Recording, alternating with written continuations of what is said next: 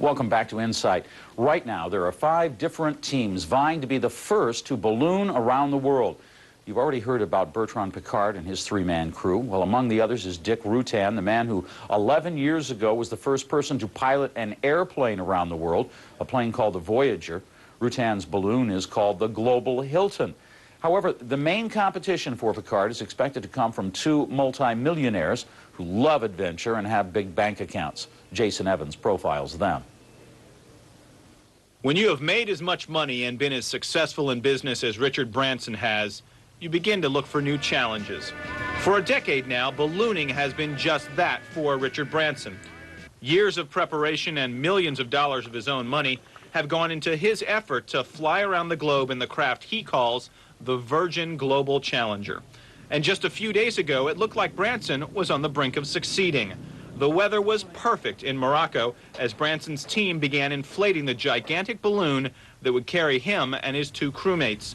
But the wind began to kick up, and the balloon ripped from its moorings. In the end, it did what a helium balloon is supposed to. It floated away, except without the crew and capsule. In a nearby hotel room, Branson got the phone call that told him he would not fly that day. You're not joking. You're not joking. Sorry? No, I'm not joking. The balloon has ripped from its moorings and it's gone off alone. Nobody's hurt you, of course. I'll come down now. Bye. What's happened? The balloon's... The wind got up and has taken the balloon away from its mooring. Thanks for my phone down. Branson's private plane followed the balloon from Morocco to Algeria, where it finally came back to Earth in the desert. Branson talked about trying to lift off again in a few days if the balloon was not too badly damaged, but those hopes were dashed. The balloon had been dragged along the desert floor and might need to be replaced.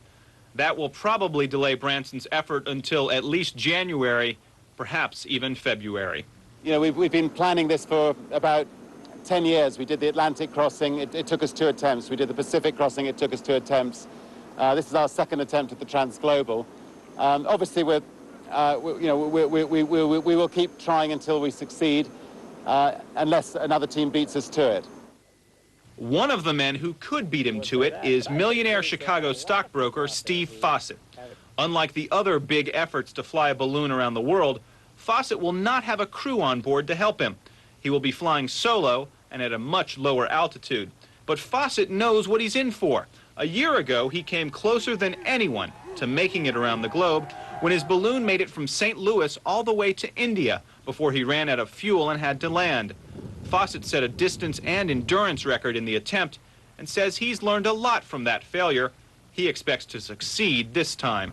Once the weather gets better at his takeoff spot in the Midwestern United States, he should get his chance.